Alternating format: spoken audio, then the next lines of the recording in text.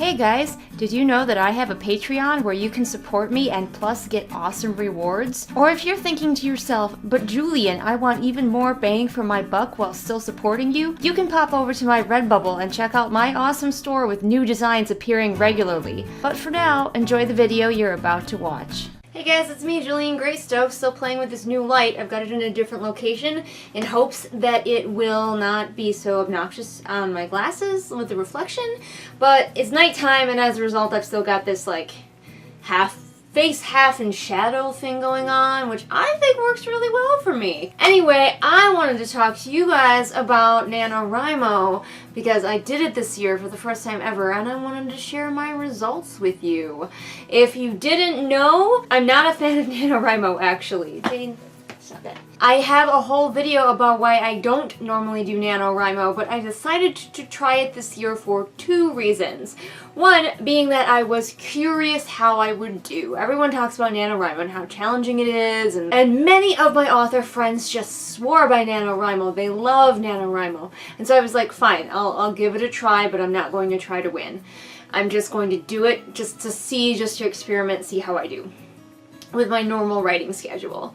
And the other reason was I wanted to try to make some more author friends. I'll tell you right now that I have not succeeded terribly well at that, which is mostly my own fault.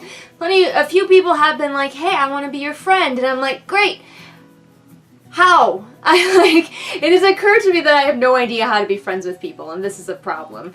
Like, I guess we could chat on Twitter if you want, but like, I don't know how to have friends. Help?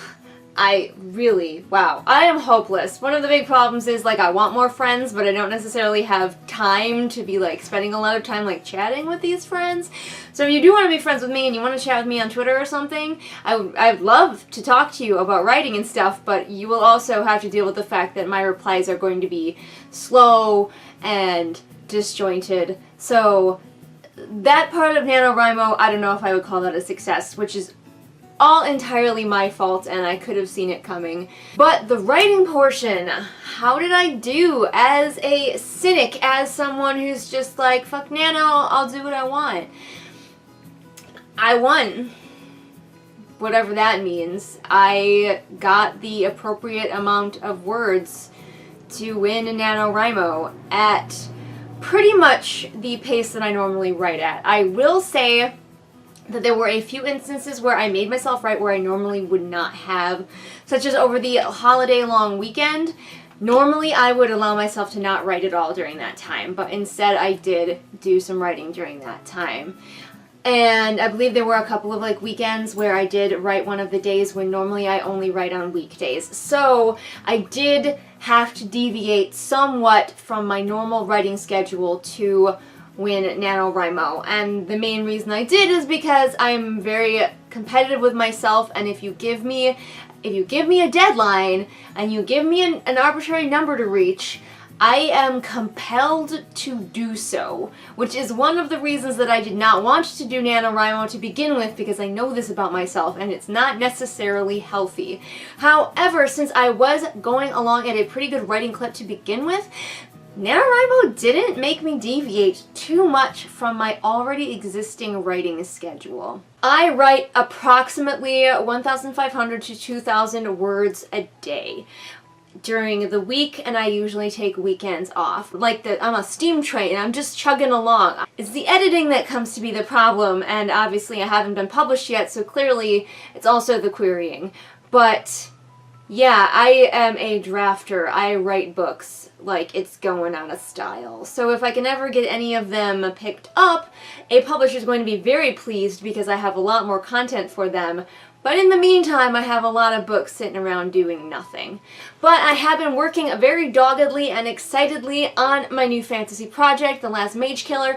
I'm probably going to finish this one faster than I have finished almost any other book that I've written, just because I am getting that writing time, I am being disciplined with myself, and I'm just going along and just doing it. I'm having a great time with it because I love drafting. That is where my soul is happiest, is when I'm actually just writing it down for the first time. I guess was a success, but ultimately I do not need Nano. I know people who really do feel like they need Nano. They feel like they need that external thing to push them to write more. I am my own external thing that pushes me to write more, so I don't need Nano, and I don't know if I will do it again. I might do it again if I happen to be writing another book this time next year, which who knows, but yeah, so that's how my NaNoWriMo went.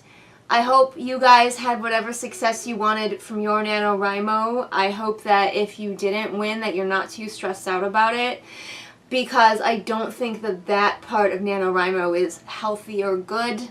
Argue with me all you want that, you know, Nano really pushes me, it really drives me.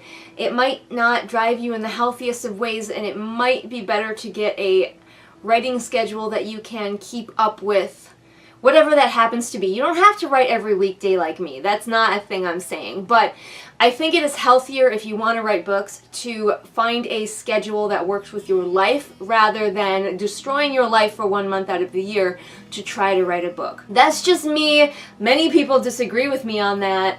But, you know, if you're having success with Nano and it doesn't make you too stressed out, go to town.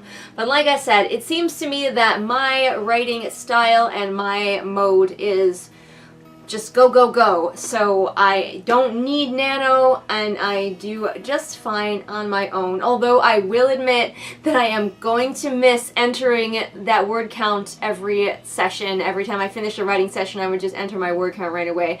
I'm gonna miss watching that little bar go up, and like, I play a lot of video games, and that is just like feeds my feeling of success.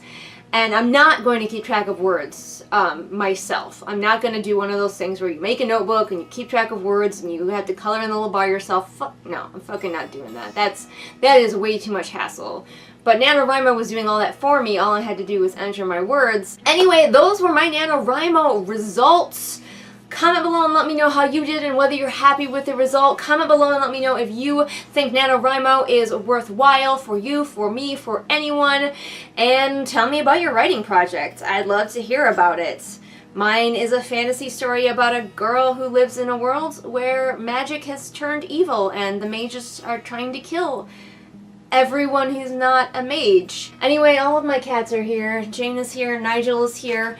You guys know that I post new videos Mondays and Fridays. If you liked what you saw here and you want to see more like it, including getting hit in the face with Nigel's tail, I have a lot of videos on my channel. I'm not kidding. Many people are like, why don't you do a video about this, Julian? And I'm like, yeah, I have 3 on that subject. Go check out my channel. And if you want some exclusive content not seen here on my channel, then you can become my patron at any level on Patreon to get to see some awesome content. All the donations for my Patreon go towards getting me better equipment, got me this light right here that I'm still learning, and I will see all of you again next time with whatever it is I happen to be doing next time. Bye!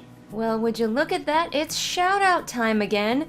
Today I'm shouting out a brand new patron. That would be Celia. And as you know, whenever I get a new patron to shout out, I like to give them a special chance to have me mention any websites or channels that they have. Celia would like you to know that you can be their friend on Goodreads, so go check that out in the doobly-doo, as well as they have an Instagram. So definitely go see what they're up to. And of course, I have to shout out the rest of my amazing patrons: Amanda, Ashley, Kim, Lisa, Ramona, Sabby Panda, and Sarah. And if you want to be great like these amazing people, then become my patron over on Patreon.